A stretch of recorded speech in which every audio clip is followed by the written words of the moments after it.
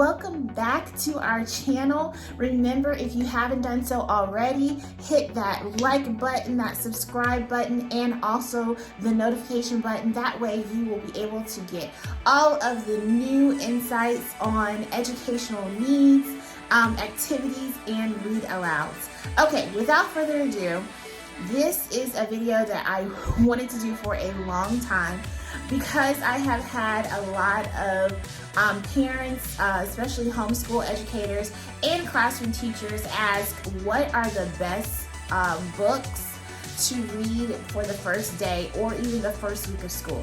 So I have a small collection here. For those of you who know me personally, you know that I have a ton of books, probably for every situation, every theme, every holiday, celebration, all of that.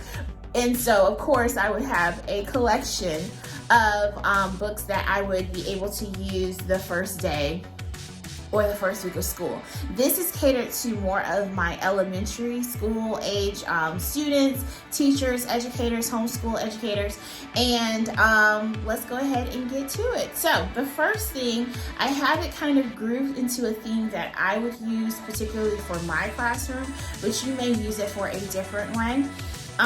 The first book that I would read to my students, and I've actually made a read aloud for this particular book, is called A Letter from Your Teacher. And I love this particular story, this book, because it's actually geared like from the perspective of a teacher or from the educator themselves. So this is a great book, and I really love this book because at the very, very end of it, there is a letter from the author to the teacher that is very inspiring and motivational and stuff for the first day of school. So this is probably the very first book that I would read to my students. The next one that I would read would probably be Tony Baloney, School Rules. Tony Baloney has a lot of different other stories with different themes. But this one, I would mostly use this towards my younger kids, kindergarten all the way to probably second grade, to teach them about the school rules and expectations of the classroom. So this one is a good one.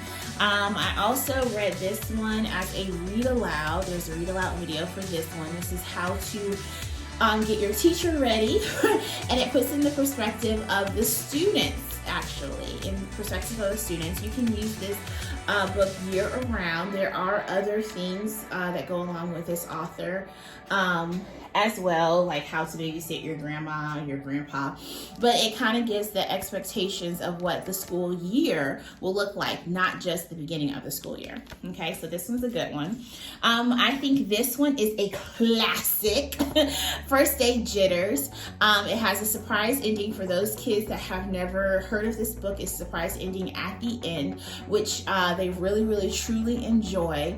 But this one, I would usually read this to either my kindergarten or first grade kiddos, and I would have jitter juice, which would probably be like Hawaiian punch or some type of fruit punch or something like that they would have with their snack, and I would read it during snack time to help them with their first day jitters and help them swallow down some of those jitters. I would even do it jitter juice in the morning sometimes, just to have them, you know, ready and happy and all of that good stuff for the first day. So this one is a good book. This is an absolute classic that a lot of teachers read the first day of school. And then also, this was introduced to me by a teacher friend when I first started teaching, in the classroom first started teaching. This one, Pete the Cat, Rocking in My School Shoes. There is a song that goes along with this that we would show our kiddos, and then this one would go with our kindergarten or with our first grade, but this is particularly for our kindergarten students who have never been in the classroom. I will put a link in the description below this video of the activity that will go along with this particular book. And it's basically a tour of the school and trying to catch Pete the Cat, which is really good. And then at the end, there's like a little treat in the classroom when they get back to class of drawing Pete the Cat or doing some type of craft or activity with Pete the Cat. Pete the Cat. So this is a excellent book to read to the kinders. I would say the kinders of the first grade kiddos, and give them a tour of the school. All right, so those are the ones that I would read for the first day of school.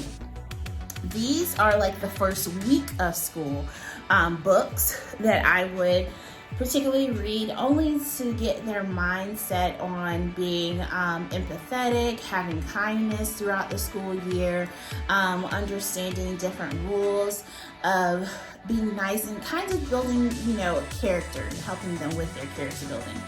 So again, this is for elementary, so I would probably read this with either K through 3rd grade students. Chrysanthemum is a good story to read the first week of school, and just helping them with their individuality, helping them with not teasing, having that self-esteem, acceptance. And we know that a lot of kids have creative names during this generation, and this does help them to understand to be empathetic with others and not tease and all of that. So this is really, really good. Another book that I would read the first week of school, and I would actually do, I think I did, I want to say there is a video with this, but if not, it is okay. I will explain it to you. We have a science activity that goes along with this book called My Mouth is a Volcano, and it's particular to my kindergarten, 1st grade, and 2nd grade kiddos that basically have that blabber, want to blurt out things and want to tell you all the crazy stories or tell you something and blurt out. So this helps. And then I do an experiment with my kids to help with science and learn about science and have science safety and talk about all of that with this particular story that has to deal with exploding things. But no, we do an experiment of making the soda explode or fizz, very, very, a big explosion. And I talk about, if we use this to minimize the explosion, how would this work? So having anything that has to deal with, I would do the Mentos and soda experiment with this. I know it gets crazy and we do it outside, but I do talk about My Mouth is a Volcano and explain how that ties into our experiment. Okay. And the next one is The Invisible Boy. I love this particular story because this helps my students and my kiddos understand about being friends and understanding, we have to have compassion within the school year and being kind to each other during the school year. So The Invisible Boy is another good one. I would probably start this with 1st grade all the way to 5th grade. I would even do this for my older upper elementary. And for those of you who are thinking like, this is for elementary, this is for the younger elementary kiddos. I will be making another video for my upper elementary and middle school kiddos for the beginning of the school year reads. All right, the other one is The Good Egg. This does help with character and help with understanding what is expected of my kids during the school year. This does go along with, I know you see it up here, The Bad Seed. Either one is a great read. And I know that there's another one. I can't really think on the top of my head. In the comments, if you remember the other book that goes along with this, please message it and put it in the comments. But there is The Good Egg, The Bad Seed. Oh, my mouth is blue. The Good Egg, The Bad Seed, and there is another one that goes along with this author. Okay, and those are the ones that I would use to help build character and understand the expectations for behavior into the classroom for the beginning of the school year. Now, these were my favorite ones to start with STEM.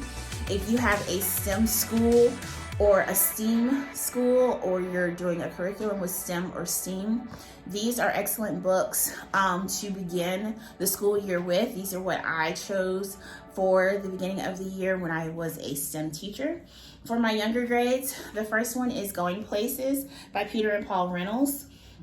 This helps my kids to understand. It's great to think outside the box. You can probably have either the same expectations or even better expectations if you think outside the box.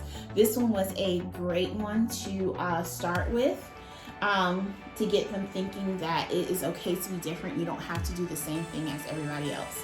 Going places is one. And then the other one was the most magnificent thing to help them to get to thinking, to understand, you know, there is an end product, but you can make anything out of being the most magnificent thing to you. All right, having a purpose for your design and a purpose for your thinking. And not, again, thinking inside the box, thinking outside of the box. And having the most magnificent thing. And also, making mistakes is a good thing. Making mistakes is a good thing. This is one of the books that I would use, The Most Magnificent Thing. I love it. All right, and last, and I'm sorry if I'm going fast, but I get so excited when it becomes books, and I wanted to really share these books that I use. This one was a new one that I decided to pick up. I absolutely love this book. My kids love this book. This is a great discussion book to use, even if you're using it with a small group. I would do it with whole group, especially for the youngers, but if you want to do this with 3rd or 4th grade students, you can, and do it as a small group or a partner group of 2. But this is an excellent book. It's so fun. So this one is what should Danny do? School day. And it talks about, you know, Danny being a superhero and all of that good stuff. And it has him making choices. That is so important to me. Making choices throughout the entire school day.